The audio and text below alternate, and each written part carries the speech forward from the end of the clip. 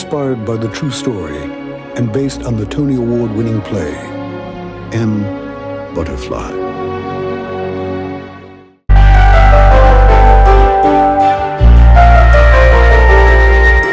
Hey you! Thanks for stopping by! Today I want to do something different from my usual content. I want to talk about a movie and the fascinating story behind it. I need a break from the usual disturbing manga reviews. I enjoy those, but as much as I love doing those, even those can be a bit too depressing, so I want to talk about something a little bit lighthearted. Well, not so lighthearted. It's a video that's been in the works for months, and I am excited to share it with you. That movie is M. Butterfly, a romantic drama from the 90s. People have mixed feelings about it, but I'll get to that later. It's set in China during the years of the Red Guard. A Frenchman and an opera singer get into a relationship of deceit that ends in tragedy. I love these kinds of tragic love stories. It's a movie that has stuck with me since I watched it. I'll talk about what I liked and didn't like, as well as what other people thought of it. At first this was going to be about the movie, but not without talking about the history of M. Butterfly before it was made into a film. I found out about it last year through a YouTube video, and from there was always something new to find out. There is a lot to talk about. Let's get into the story of M. Butterfly.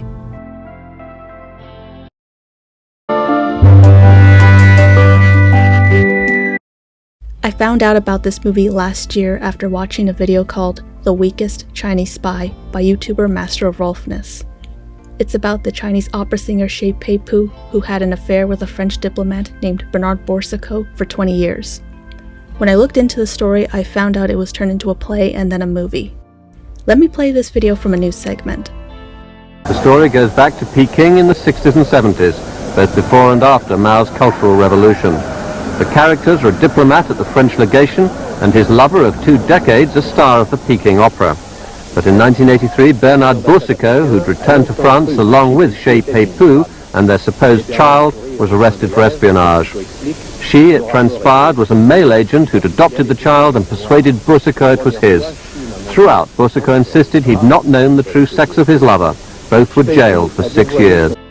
That's right. A Frenchman had a 20-year affair with a Chinese opera singer and never knew she was a man.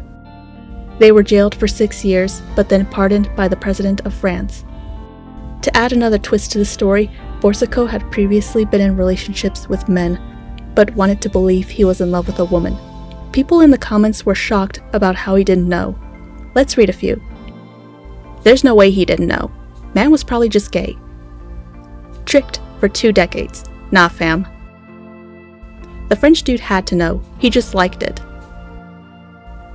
The French dude knew what was up and knew what he liked. The spy did way too much work for the same result.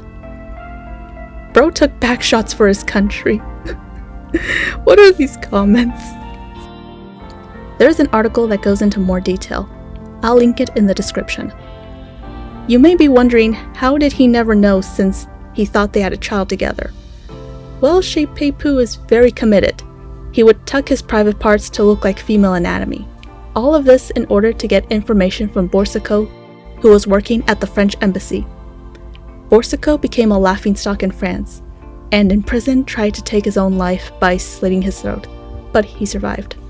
The story eventually got the attention of David Henry Huang.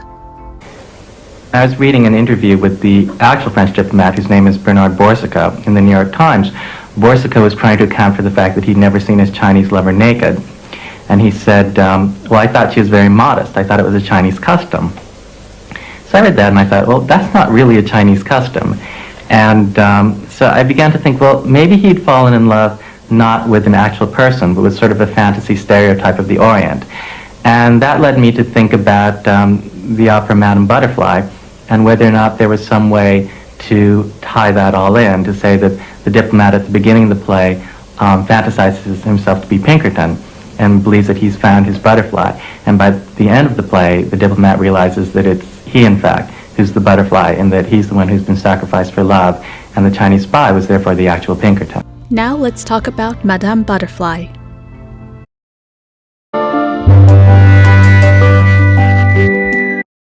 Madame Butterfly is an opera written in 1904 by Giacomo Puccini. It's also loosely based on the novel Madame Chrysanthème by Pierre Loti and the short story Madame Butterfly by John Luther Long. It tells the story of a geisha named Cho-Cho-san who falls in love with an American named Pinkerton. I'd heard of the play growing up, but I wasn't familiar with the story. They get married and he goes overseas soon after. She gets pregnant and has his child. She waits years for his return, even turning down marriage proposals.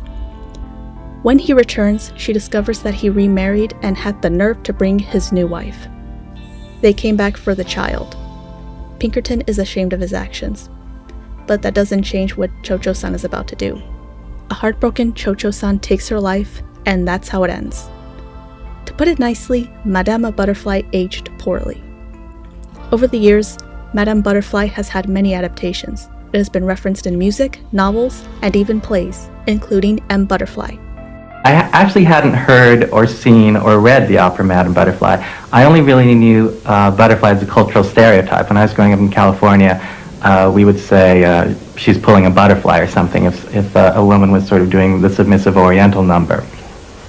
And but I assumed, therefore, that since Madame Butterfly was sort of the archetypal East-West romance on which sort of all subsequent models have been based, that it would have to include certain cliches. It would be essentially about an Asian woman who falls in love with this white guy and suffers a lot, you know.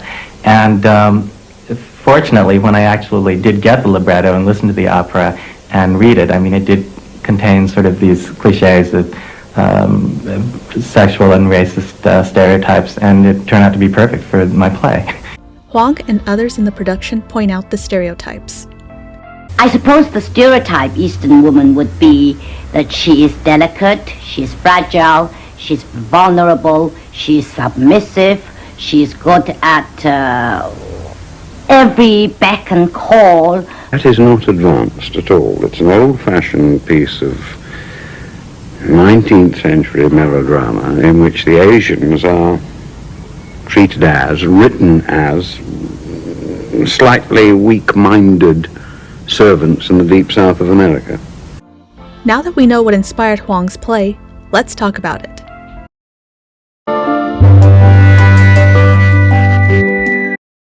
M. Butterfly is a 1988 play loosely based on true events. The names have been changed. Bernard Borsiquot is René Gallimard, Shea Peipu is Song Liling. Borsiquot was played by John Lithgow and Song played by B.D. Wong. Fun fact, that same year, Wong won a Tony Award for his performance. Too bad I never saw it on Broadway. I also found the audio available on Amazon, so while you can't see the play, you can at least hear it. Check it out if you're interested. I bought the book and listened to the audio following along like an audiobook. It was very good. I chuckled a few times. Wong does a good job of playing the feminine and masculine voice.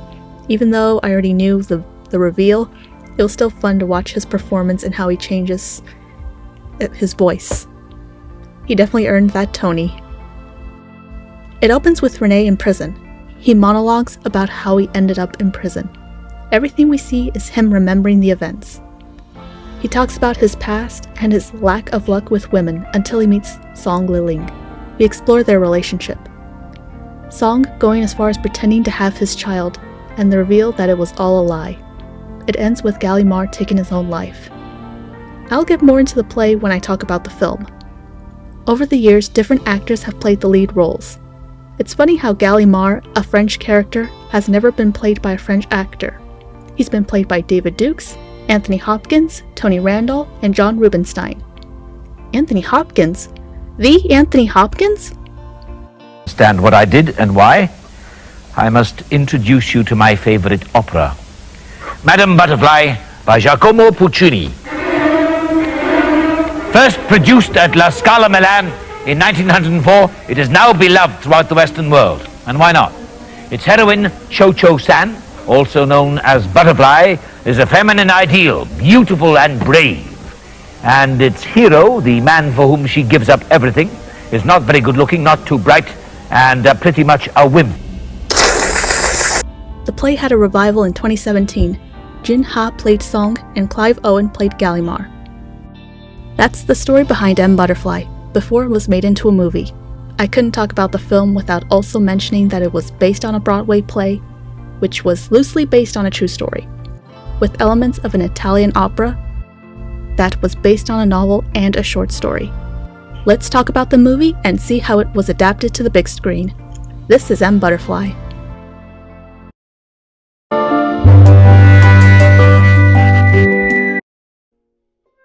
The movie opens with this beautiful animation. We meet René Gallimard, played by Jeremy Irons, working as a French diplomat. A colleague takes him to watch Madame Butterfly. Right away you can see it differs from the play. The play opens in Gallimard's prison cell, and we get to know what he's thinking. We don't get inside his head in this film. Madame Butterfly is performed by Song Liling, played by John Lone. Gallimard meets with Song after the show, unaware that men played women's roles in the Peking opera. I want to compare this scene with the scene from the play. This is the only video of the play I could find, just so you see the difference. The dialogue is mostly the same. What? Oh, you like it? No. What I mean is, I've always seen it played by huge women in so much bad makeup. Bad makeup is not unique to the West.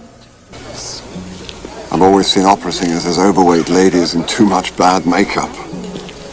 Bad makeup is not unique to the West. But who could believe that? You believe me. Oh, absolutely. You were utterly convincing. It's the first time I've seen the beauty of the story. Really? Of her death. It's a pure sacrifice. He's unworthy, but what can she do? She loves him so much. Oh, it's a very beautiful story. Well, yes. To a Westerner. No. What I meant was, you made me see the beauty of the story, of her death. It's pure sacrifice. I mean, he's not worthy of it, but what can she do? She loves him so much. It's very beautiful. Well, yes. To a Westerner. Excuse me. Oh, it's one of your favorite fantasies, isn't it? The submissive Oriental woman and the cruel white man. No, I didn't quite... Consider it this way. What would you say if a blonde homecoming queen fell in love with a short Japanese businessman? I beg your pardon? It's one of your favorite fantasies, isn't it? The submissive Oriental woman and the cruel white man. I don't think so. Consider it this way. What would you say if a blonde cheerleader fell in love with a short Japanese businessman? He treats her cruelly, and then he goes home for 3 years, during which time she prays to his picture and turns down marriage from a young Kennedy. Then later, when she learns that he has remarried, she kills herself. He marries her and then goes home for 3 years, during which time she prays to his picture and turns down marriage from a young Kennedy. Then when she learns her husband has remarried, she kills herself. Now, I believe that you would consider this girl to be a deranged idiot, correct? Oh, but because it's an Oriental who kills herself for a Westerner, you find it beautiful.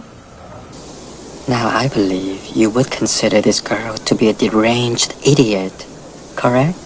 But because it's an Oriental who kills herself for a Westerner, you find her beautiful.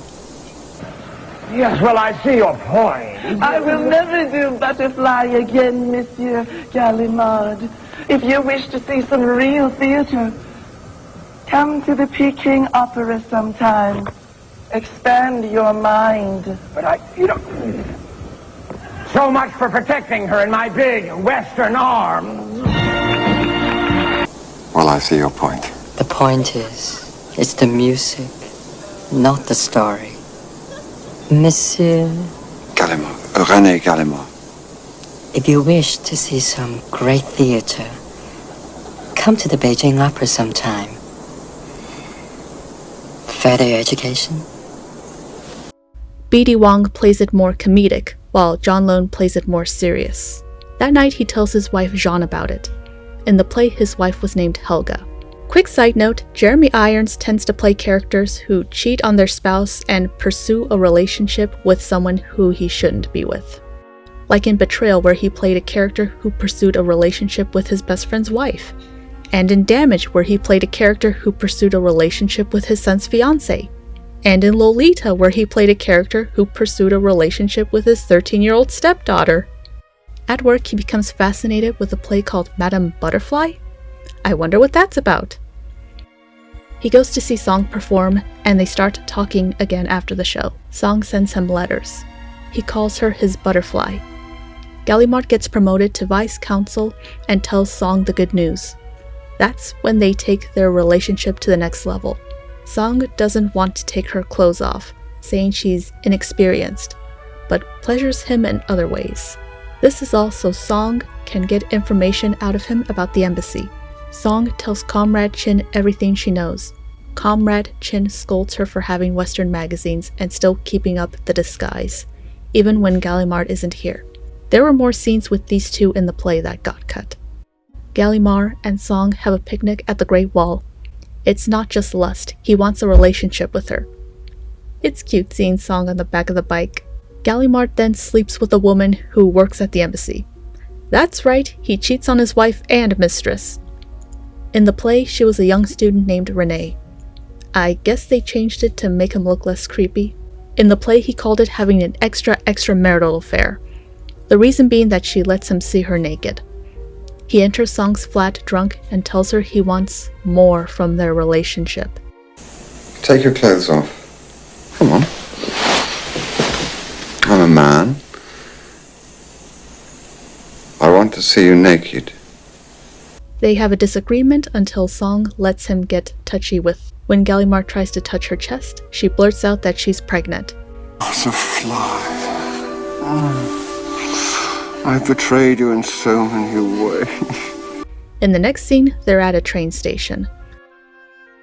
Song says she must leave for a few months due to Chinese culture, but will be back with the baby.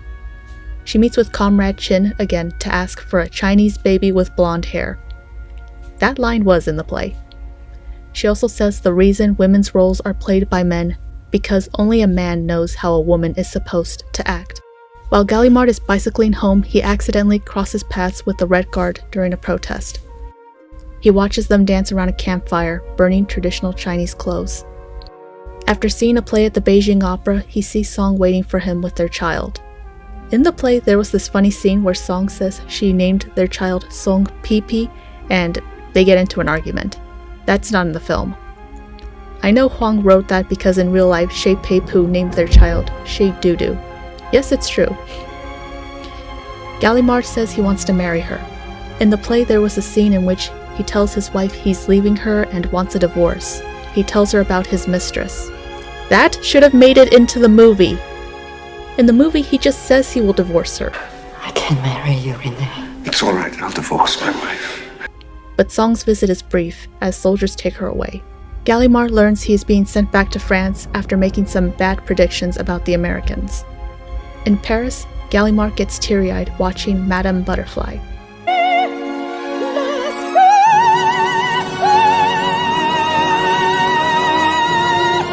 In the streets of Paris, there are protests, so not all that different from what happened in China. While eating alone in his apartment, Song shows up at his door. Song asks where his wife is. He says she is right here in his arms. In the next scene, Gallimard takes some very important documents. This is a beautiful shot of Paris. This was shot on location, by the way. He arrives home to find detectives waiting for him. In court, he sees Song for the first time as a man. Gallimard hears Song give his testimony. The judge asks Song if he knew his lover was a man. Song says he doesn't know.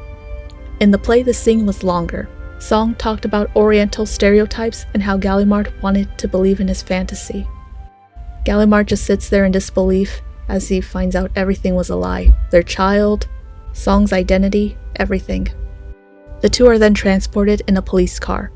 It's just the two of them. Song believes Gallimard still wants him and begins to take off his clothes. What are you doing? Helping you to see through my hand.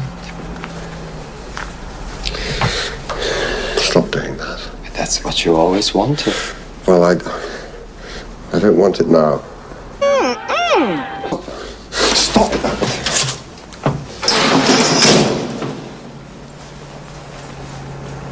Gallimard is seeing the real Song for the first time. Gallimard admits he was in love with a fantasy. In his own words, quote, "I'm a man who fell in love with a woman created by a man," unquote. Song breaks down crying. In prison, Gallimard prepares to put on a show for the other inmates. I love this detail of his hand shaking as he presses the cassette player.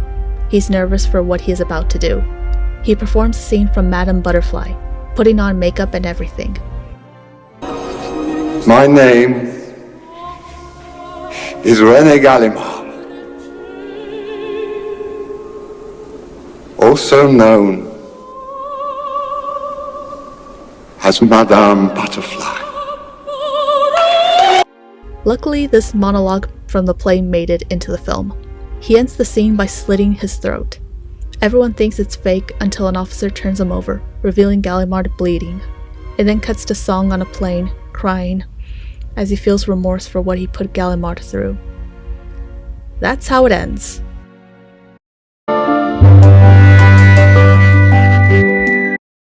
When the movie was released, it was a box office bomb, only earning $1.4 million on an $18 million budget. Ouch. It has a 39% on Rotten Tomatoes and a 6.8 on IMDb. What did critics have to say about this movie? Let's read some comments. M. Butterfly is Cronenberg's least known and most underrated work, far superior to his great cult hit Scanners. Cronenberg and Wong seem to have conspired to dull the material at every turn. Imperfect, interesting. One of Cronenberg's most problematic and most disappointing films, largely due to the source material.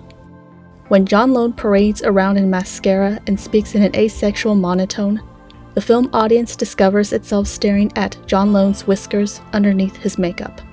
All of this is interesting, in its way, and yet the film M. Butterfly does not take hold of the way the stage play did. This comment is by Roger Ebert. That's my way of segueing into the next topic. While doing research, I found Roger Ebert and Gene Siskel reviewed it on their show. Jeremy Irons is a French diplomat, and John Lone is a star of the Peking Opera in a scene from the movie version of the long-running stage hit M. Butterfly.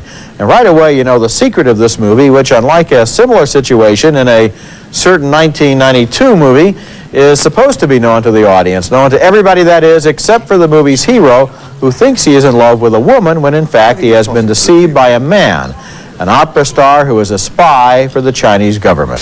The Chinese seducer there, named Sung, didn't necessarily set out to pretend to be a woman.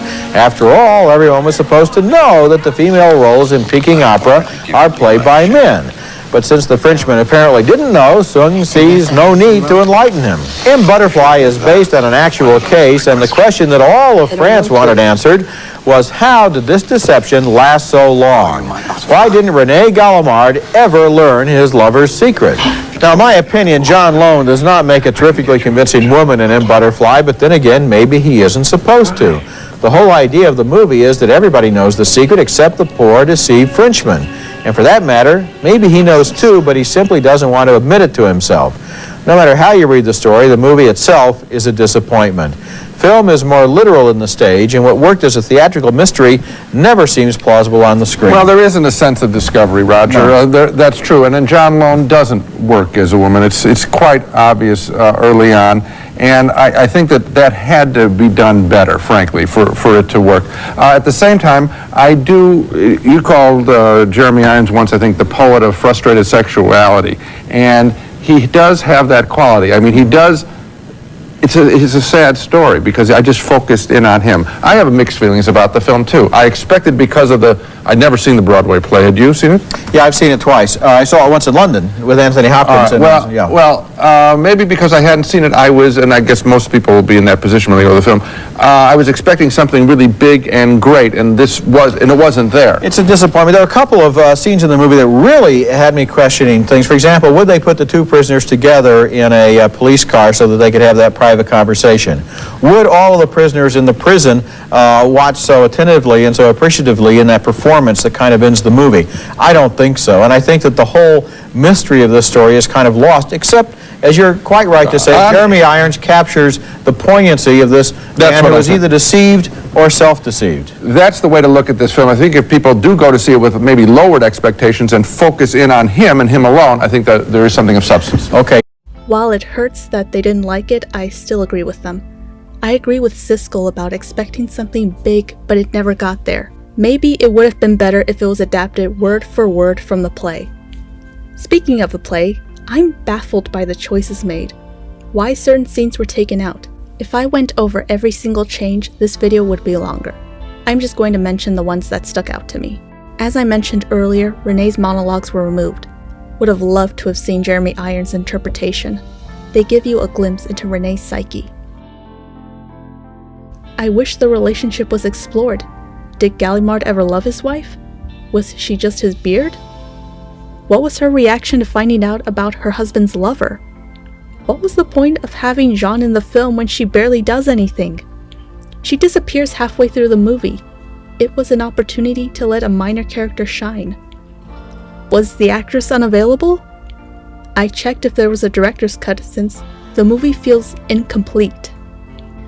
The other characters aside from Renee and Liling are bland, not memorable. I don't even care to look up the names of the other characters. Another thing they could have explored was the plotline with Song faking having Gallimard's child. Maybe have a scene of him spending time with his child, so it will be even sadder when he discovers the truth. I think I know why it was changed so much. It's not just scenes being removed, but the tone. Maybe the producers wanted to make it more true to life and less theatrical, so they got rid of the monologues, the dancing, the jokes. Who decided on these changes? Was it Wong? Cronenberg? Some executive at Warner Brothers? This movie had potential. I want names! Despite the issues I had, there are things I enjoyed. Jeremy Irons does a great job at playing this tormented character. So does John Lone, which might be controversial. I was fine that it was obviously a man playing a woman and chose to see it as Renee refusing to accept the truth. I think about how different their relationship would have been if they were just honest from the start. No deception, no spying. The scene where Song is crying after finding out Renee didn't love the real him. It was the first time I sympathized with him. I don't agree with their actions, but I felt sorry for them. I also want to give a shout out to the film's composer, Howard Shore. The soundtrack gets me emotional every time. Shore had worked with Cronenberg in the past on The Fly and Dead Ringers. I even bought the CD, it was that good. I want to quickly mention the M Butterfly merch I got. Here is this French poster. I wish this was the poster for the English release. I love the blues and the shadows. This one does a better job at capturing the tragic romance. There is also this booklet from Japan that contains photos and info. If only I could read Japanese. Pretty cool still. I can acknowledge its flaws, but still find enjoyment in it. If you like tragic romance films, then maybe check this one out. In an interview, director David Cronenberg explains the casting of John Lone as Song. In the credits, if it says Jeremy Irons, John Lone, you know that there's a man, and ultimately, as soon as you see him, you recognize him. And I think this was considered a flaw in my movie because people were not fooled that this character was a woman. They knew right away that it was a man. But actually, my understanding of the real story, having done quite a bit of research and talked to many people who had met the actual people, and also having talked to Bernard Boursicot, who is the man who Jeremy Irons is portraying, it was obvious that everybody except this character knew that this was a man playing a woman in the Peking opera. In other words, it was a man who fell in love with a man, could not admit that he was in love with a man, and so deceived himself. He wanted to believe that this was a woman that he fell in love with. So it's quite a different structure from something like The Crying Game. Cronenberg also talks about filming on location. From the way he talks about it, it sounds like it was a fun production. And needless to say, the experience of shooting in Beijing was fantastic. I was there with my family, my wife and 3 children. It was an incredible experience for them. I had never been to China before. I'm glad the cast and crew had a lot of fun making this movie. I just wish the script was better, because that's really the thing that weighs this thing down. And it was so interesting because it was obvious even then that China was changing so rapidly. Almost every day that you went out into the street, it was not the same street. And in fact, many of the wonderful hutongs that we shot the film in, these are the old back alleys of Beijing, are gone now. They're completely demolished and replaced by high-rises and so on. And in fact, the Chinese they couldn't understand why we wanted to shoot there, because to them that was the sort of the bad old history of Beijing and represented poverty and mismanagement and so on by the government. Whereas for us, the textures and the sense of history were fantastic. And of course, photographically, it was wonderful. They clearly had talented people, from the actors to the composer to the director. A lot of talented people worked on this film, and it could have been something better. A very congenial, wonderful experience. So, for me, who I'd rarely actually shot anything out of Canada before, to be shooting this movie in Beijing, in Budapest, which we shot a lot of the Parisian scenes in, and then in Paris itself, it was quite an adventure for me, and really an incredible experience. One of the things I will absolutely praise this film for is the setting. It really does capture that time in Beijing. They actually shot this on location, I believe, in Beijing and in Budapest and Paris. I just love it when films shoot on location. It really brings that authenticity.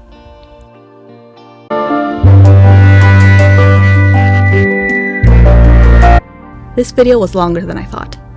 While it was fun doing research, I prefer to make shorter videos. Video essays aren't for me. I won't be making a video this long for a while. It was originally just going to be a review of the film, but then I went down a rabbit hole. I hope more people check out the movie and the play. The true story is fascinating, and shockingly isn't talked about enough. I'm surprised there aren't multiple documentaries or more movies about Shea Pei-Pu and Bernard Borsico. Not even a Netflix series. The saying is true, truth really is stranger than fiction.